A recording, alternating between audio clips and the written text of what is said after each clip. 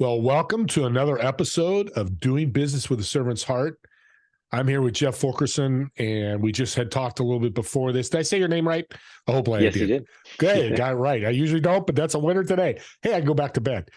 But I want to thank Jeff for being on. He does some things. He's got a website called Frobro, and I love it because I had curly hair when I was growing up. So it really attracted me to what he does. Jeff, welcome to the show.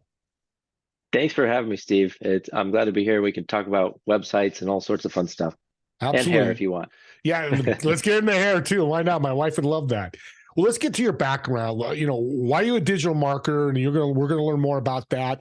But why did you get into this? The good question. Growing up, I always liked technology, and I was drawn to computers. I built computers and learned how to use them. Did websites for family and friends here and there, and I kept doing that on the side as I grew up. But I studied computer science, so I'm really a programmer by trade, and I know technology. Um, But as I started doing websites for businesses, I realized pretty early on that they don't really just want a new website, they want more customers. And so I started expanding the services that I offer to help them in that effort, right? So we started doing SEO, we can help with ads or social media because building a website is one piece of the puzzle. You got to have a good first impression so that when people see that site, they want to hire you. But you also got to get people to the site. Doesn't matter how good it is if nobody ever sees it. So that's where the SEO comes in and the ads and all these other things. So that's how I kind of expanded my approach to life. Instead of just being technology, it's also marketing because the more our economy turns digital, the more you can't ignore it. You used to be able to get by without doing business online, especially for service-based businesses, but these days you can't afford not to. And there are so many tools out there now that make it a lot easier. That's what I want to do. I want to help my clients embrace this and succeed in this fast new world. Well, Jeff, I love that you said the word help. I think one or two times I heard that, which is what you're doing is serving with people as you're helping them. So I appreciate you saying that. And you're right, technology. I built my first computer in 1979 to do baseball stats. So when you said that, I'm like, oh, this is a brother from another mother. People, my friends are probably going to watch this and listen to this and go, wow, I remember when he did that. But you're right about technology, and it's confusing, and there's abundance of it. Walk me through you get a new client in. What are the steps that you take to get them on board and ready to roll? Well, I first need to understand that company, right? So I have a long meeting, ask lots of questions, understand their business model, who they're trying to reach, what their goals are, why they feel stuck right now. Because from that, I can extract what I think I see that's missing, and get them from A to B. And so then we can make a plan for, okay, let's redesign the website because it looks like it was made in 1992. And then once it looks good and presents you well, then we can talk about getting people to the site, doing things like SEO or mailing campaigns, email marketing campaigns. It really depends on the type of business in terms of deciding what's going to be the most effective and who we're trying to reach. Because sometimes we don't actually go after the end client. We go after maybe referral partners. Maybe that's a better fit for their marketing budget, just depending on the industry that they're in. So I can't make those decisions until I really understand that company and that their goals. And that's great serving because you're in a business that's very saturated, as you know. But that's okay because the good always stand, the cream comes to the top. And you don't do set it and forget it. What I'm getting from you is you get me going, but you're going to help me manage this because it's a lot to manage, correct? Yes, it can be. So we offer hosting and maintenance for the website as well. So we'll keep it updated. We'll do the security scans and backups. If you need something tweaked, we will go in there and take care of it for you. So we're not going to disappear. We're not going to shove you into a box that's supposed to work for everyone. We want to give you the best possible product, which is a website that works for your customers and for you. We do the front end so it looks good, but we also do the back end to integrate with your workflow and operations to try to streamline some of that. There's oftentimes a lot of stuff that was being done on paper that we can now do electronically and save a lot of time. So that's one of the things we add into what I call a professional website instead of just a template built one. Ours are going to load fast, they're going to look good, and it's going to work well for you in your business. You just answered the question why you shouldn't use other companies and just build a website, because you just showed me all these different ways they're missing out because they don't know how to do that, correct?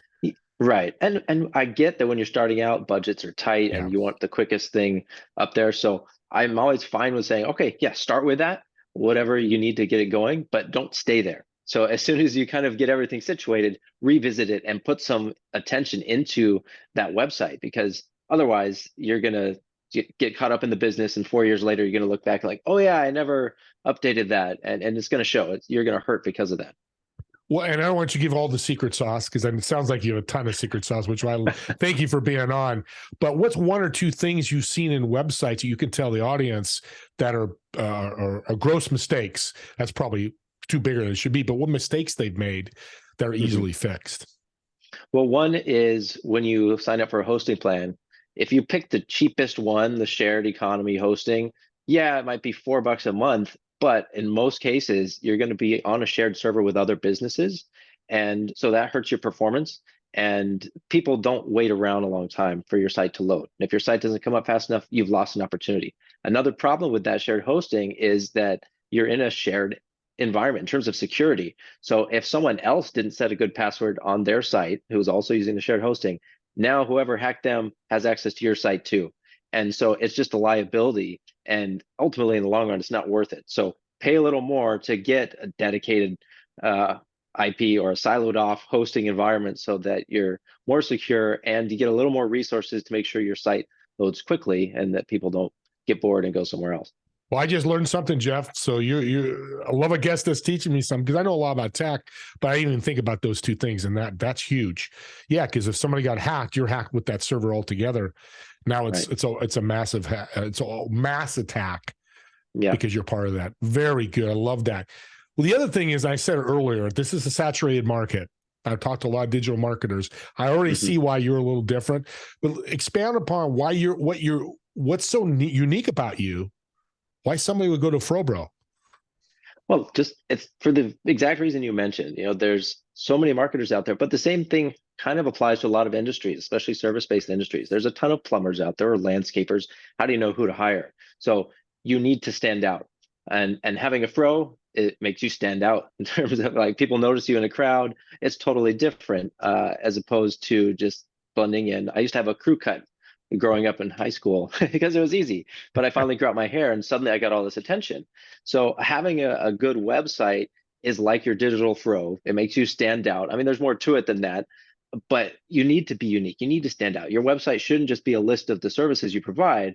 You need to speak to why you are different and why someone should hire you. You need to capture that attention, set yourself apart, be distinct, don't blend in.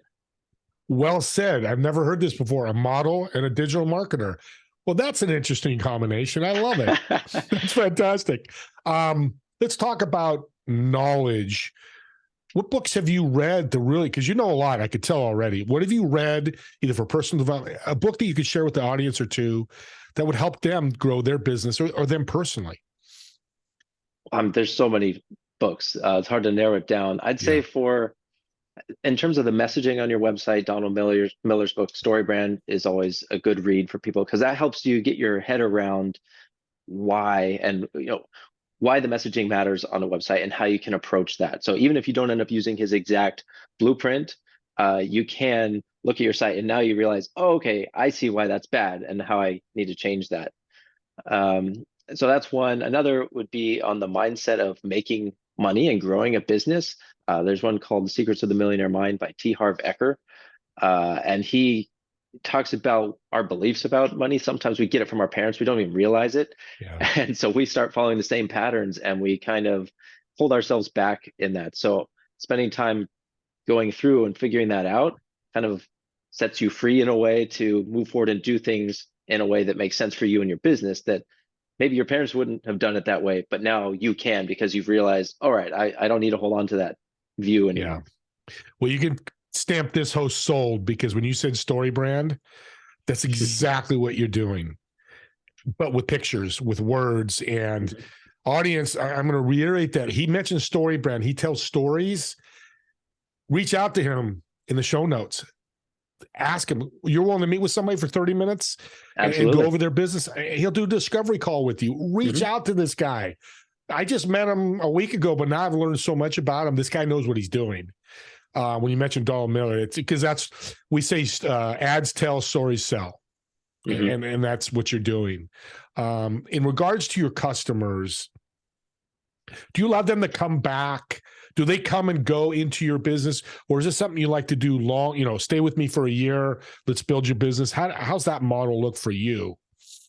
Well, typically my customers do stay with me, but I don't do long-term contracts. I do Okay. month to month for SEO, for hosting, ad management, because people are tired of getting burned by agencies who lock them into something and then don't deliver. So I'm not going to do that. You can try me out for a month, see how we do. I'll be giving you reports and statistics of our progress along the way. I'm here to help ultimately, and yeah, if you decide to go somewhere else, I'm not going to try to like force you to stay. Serving. It's what it's all about. People lock people into contract. You said it, contracts, and you know, it has to be a marriage. I call it a business marriage. You're not going to meet Jeff the first time and marry him, but you may marry him 3 or 4 times after you meet, or maybe it's the second time. But Mhm. locking people in is really doing injustice for people that want to grow their business. And we know the Right. world it's tougher to grow a business nowadays than it ever is. Yeah. Um, Well, and it, so even go even ahead. beyond just trusting the person you're working with, Yeah. sometimes other circumstances happen, and your budget sometimes isn't there because you've got to deal with a death in the family or something, and you like instead of me saying no, no, no, if you sign the contract, pay me. Like, of course, we can pause. Come on back when you're ready. That's No great. pressure. Love that you said that. I say love a lot in these shows. People probably go, "Hey, he loves a lot," because it's true. There's people that lock you in and say, "Sorry, just stick with me, just make it work," and that's not building a relation back to that marriage, that business marriage, because you Right. do that, they're probably going to come back 90% of the time because they've seen a dip or they've seen some situations that they need to improve on. They've worked with you before and they're like, "Hey, I've worked with him before. He's worked. Let's go back to him." Yeah. What size companies do you tend to see to work with or are looking for? Small business, large business? What is that? Usually small to medium, Yeah. as long as they have a couple employees and a consistent budget to use on marketing, then I can help them. Especially local businesses, I really have a lot I can do on the SEO side and just kind of getting them a lot more visibility online. Yeah. And the visibility is important. Now, when you say local, you can work anywhere in the United States. Their Right. SEO will be global. Like I'm in San Jose, you'd work with that company at their local San Jose market. Correct. I don't mean local to me. I just mean they have a Yeah. local presence. Could be a corner store or they have a region that they service, whether they're HVAC or Yeah. plumbers. Doesn't matter. Now, how important is that? How important How is? important is it to do that local SEO? Oh, Because people oh, talk about that. That's it's important. critical. Yeah. Um, if you think about when you need something and you go to Google and you type in AC repair, do you go to page 2 of Google? Yeah. No. Do you even go all the way down page 1? Probably not. Most of us don't. You've probably seen that local map pack, which has like 3 businesses and then a map, and it highlights where they are. We've got some reviews there. Most of us pick from that because we see the review stars. We see that Google brought them up first and they're close by. So we go with them. And if you're not doing any sort of SEO, then you're never going to be in that local map pack.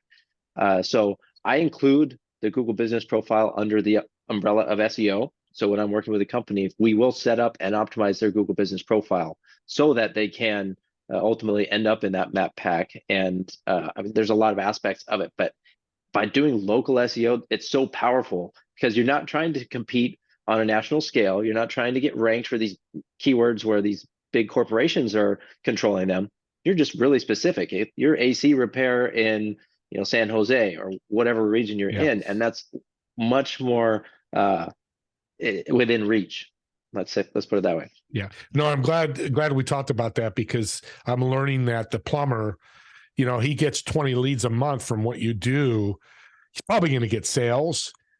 Well, I'm sure that's going to cover the cost. We don't need to get in cost, but what you charge to do that. But then it's exposure too that, Mhm. I tell somebody about the plumber and then that person goes on Google and goes, "Hey, that's the plumber Steve talked about."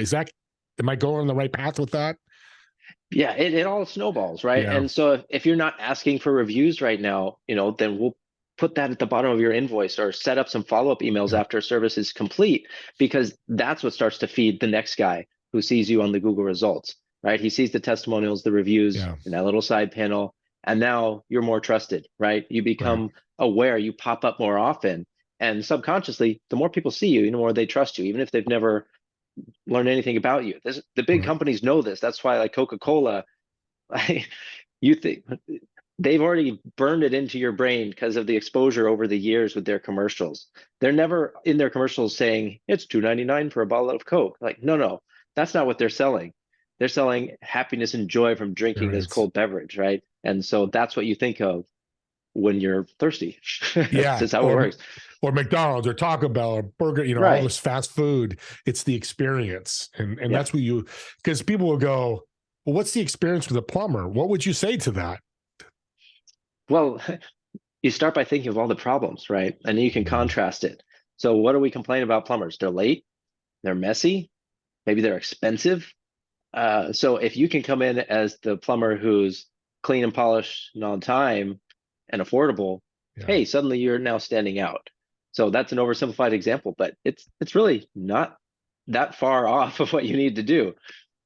Right. Let's get and the last thing in local SEO, because this is really important.